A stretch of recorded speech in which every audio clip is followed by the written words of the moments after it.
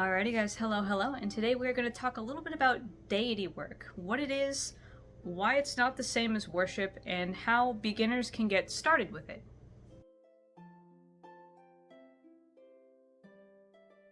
So right away to kick us off, any of us who have grown up in the West at least, and have grown up in a Christian, household, we are familiar with the concept of religion, right? We understand, going to church and worship service and like all that kind of stuff. We understand the concept of worshiping a deity. But not often is it talked about how to work with a deity, right? Especially because oftentimes in a Christian context, most people seem to have this idea that you can't really work with God that way, that I don't know, you can only ever just shoot prayers into the void and hope somebody somewhere hears them, and that's about it, and that's the extent of your interactions with God. However, that is absolutely untrue, and it is just not the case whatsoever.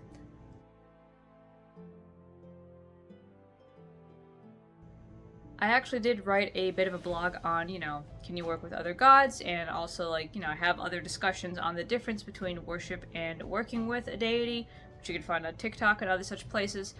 But to break it down really easily, the difference between worship and working with a deity is that worship involves, some level of devotion and love and adoration and commitment that doesn't really have any strings attached, right?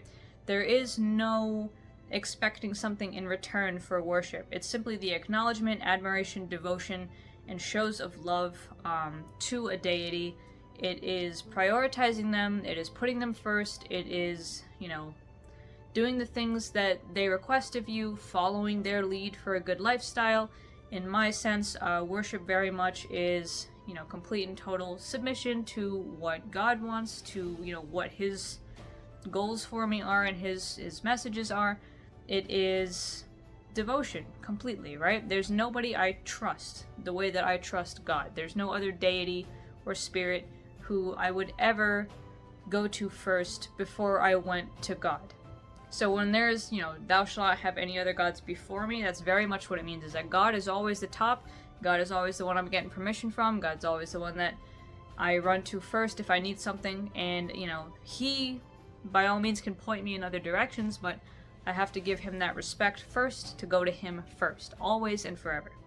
On the other hand, working with a deity is way different. You can work with a deity and not worship them, because working with implies that there is some kind of mentorship or partnership going on. If you're going to give any kind of offerings or gifts, it's a much more transactional thing where maybe you, hash out an agreement together saying, I'm going to do X, Y, and Z thing, and this specific goal is what we're going to work on, right? So it's not just a general acknowledgement or inclusion or, sense of devotion.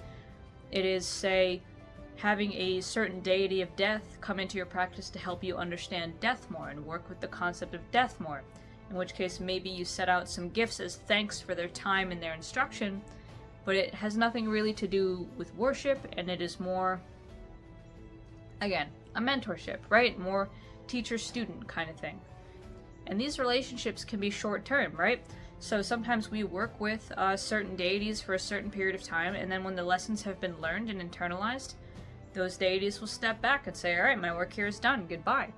That happens plenty of times, which can be sad, right? Because we do develop these relationships with the spirits we talk to, but where one steps out, another can come in, so on and so forth. There's so much to learn in life, and there's so much to experience, and so many different people and entities to meet, that it's okay to let some step back for others to step in. And just because some step back doesn't mean they're gone forever, doesn't mean they forget about you. It just means that they're leaving room for more work on a different front to be done, right?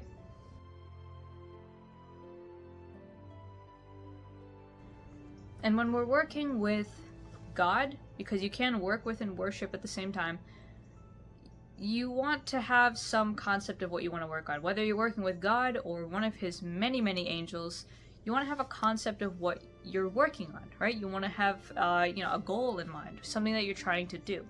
If you want any examples of how this actually looks, how this looks in practice, because a lot of times people say, well, I've never spoken to this spirit, I don't know how to do that.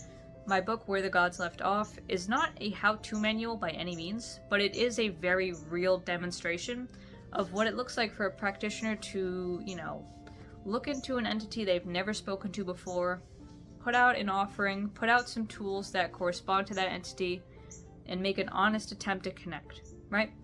That is a really great resource for the up-and-coming practitioner who wants to understand something about what this could reasonably look like, how it would go, so on and so forth. Remember, that book is my first 50 interviews with demons, saints, angels, and pagan deities, all of which I, as a Christian witch, would approach to try and figure out, more about what wisdom they have to share, things about them that maybe they want people to know, so on and so forth.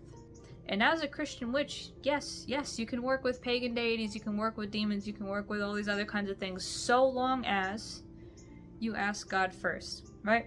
As I said before, God is the first one I go to always, and that's because that's the respect he demands and that he deserves, right? So if you want to work with a different pagan deity, if you wanted to work with Freya or, Aphrodite or anything like this, ask God first. Ask if it's necessary at this time, ask if he's okay with it and approves it, or, if he doesn't, maybe there's somebody else he'd rather you speak to. Maybe if you didn't want to talk to Aphrodite about love, you might talk to maybe Haniel, the Archangel Haniel.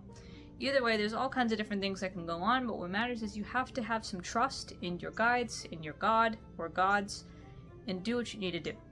And of course, the next thing you might be wondering is, well, what if I am scared, right? What if I am afraid or uncomfortable with the idea of approaching a deity, right? Because there are so many people out there, I see them all the time, they're saying, oh, I really want to do this, but I'm scared of messing up. I'm scared of accidentally being offensive. I'm X, Y, and Z. I'm so scared of getting it wrong. And what I'm going to tell you is that you guys really need to unpack that fear. You need to understand where it's coming from and deconstruct it. A lot of times this kind of fear is coming from the fact that a lot of people grew up in these evangelical backgrounds where, strict adherence to the rules was really, really, really harped on about, to the point that people get a little paralyzed trying to, step out of their comfort zone and be willing to take that risk. Or even if they haven't grown up in the church, just growing up in a Christian society, a culturally Christian society, will kind of bend you up like that, right? So even if you never grew up Christian, because the culture is so heavily impacted by this idea that you can't make any mistakes, that, you need to fear God and la la la, you may still run into trouble. I've known people who grew up pretty agnostic, who even when they went to start looking at demons were very afraid of getting it wrong and afraid of approaching the demon altogether. You have to deconstruct that. I've seen posts on Reddit where they have this misconception that if they make one mistake with King Payman, that King Payman will end them, and it's like, who told you that? In this kind of work, you will continuously make mistakes because mistakes are necessary for learning and growth. I myself have made a ton of mistakes, many of which you can find in Where the Gods Left Off. I have made quite a few mistakes, and have I been kind of kicked up and down the proverbial field like a soccer ball for it? Yes, but I learned, I resolved the issue, and I came out better for it. I came out more learned, more educated, more respectful, more equipped with the tools to continue on these kinds of journeys. So never be afraid of making mistakes. And really, when it comes to deities, it's very, very hard to be accidentally disrespectful. If you are coming in, minding your manners, hopefully your parents raised you with manners, so you're saying please and thank you and addressing people by their proper titles, you will be fine. You will be fine. Unless you are going out there and actively spitting curses at them or being hostile and being really arrogant and rude, you're fine. If your behavior would not upset a person, chances are it really wouldn't upset a deity either, within reason. Some deities, like the Greek gods, have very specific customs and practices for approaching them that you would want to know about beforehand, but otherwise, I wouldn't worry so much about that. What I would do is, again, deconstruct that fear and research. Research like your life depends on it, and research good quality sources. Do not just read whatever Wiccan version of a deity pops up on the internet. Do your due diligence to find primary sources and real academic sources on whatever culture or deity is that you are trying to interact with. You cannot get accurate information about Greek Hellenic polytheism by looking at Wiccan sources. Wiccan sources are not accurate, and those are the ones that are most often littered all over the internet when you just Google something and click on the first link that pops up. So do your research, find some, tools, maybe certain stones or herbs that are associated with deities, find offerings that you might give them, and remember that offerings don't have to be super expensive either, right? Like, sometimes just a bit of, rice or an apple will do, even just a cup of tea will do, a piece of bread. It doesn't have to be super expensive. You give what you got, right? And sometimes a certain entity might even be trying to teach you a lesson based on whatever it is that they're asking for in your offering.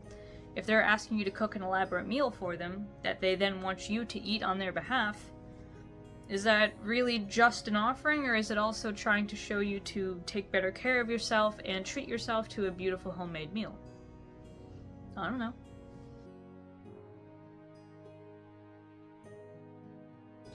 But lastly, I also want you guys to know that you don't have to dive right into deity work if deities are too intimidating for you still. There are so many different kinds of spirits out there that you can approach and work with that are on a completely different level than gods, right? So if you wanted to, rather than work with the top G directly, you wanted to work with his angels, you still gotta ask his permission, because the angels will not work with you without God's permission.